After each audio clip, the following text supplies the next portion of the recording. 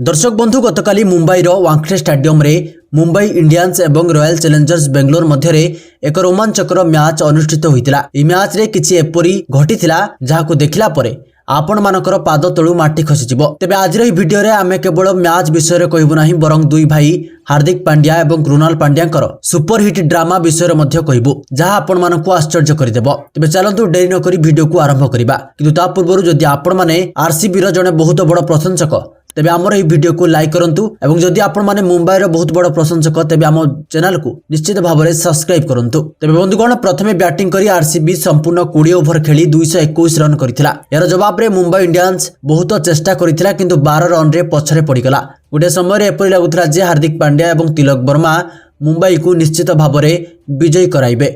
हार्दिक 15 ball रे 42 run करथिले, जेउथिरे 4टी छक्का एवं 3टी चौका सामिल थिला। सेवଳି तिलक वर्मा मध्य 29 बॉल रे 56 रन करथिले, किंतु शेष रे आरसीबी बोलर माने कमबैक कले एवं चमत्कार प्रदर्शन करथिले एवं 10 वर्ष परे वांखेड़े रे मुंबई को परास्त करथिले। तेबे मुंबई इनिंग्स रो 15तम ओवर रे हार्दिक कृणाल को विरुद्ध रे लगातार 2टी छक्का मारिथिले एवं तापरे तांको भाई को चिड़ाउथिबार देखा जाउथला। स्टाडियम रे बसिथिबा समस्त लोक किछि बुझी पारले नाही। हार्दिक उत्साह मध्य देखिबा योग्य थिला, जहा कृणाल पांड्या को आदौ भी पसंद आसी नथिला। तापरे शेष ओवर आस्थिला कृणाल प्रथम बॉल रे सांटनर को आउट करथिले एवं हार्दिक पांड्या को आड़ को आंगुठी देखाई उत्तर देइथिले। परवर्ती बॉल रे दीपक चहर आउट होइथिले। यापरे कृणाल पांड्या को आक्रमणात्मक उत्सव देखि हार्दिक पांड्या मध्य क्रोधित होई जाइथिले।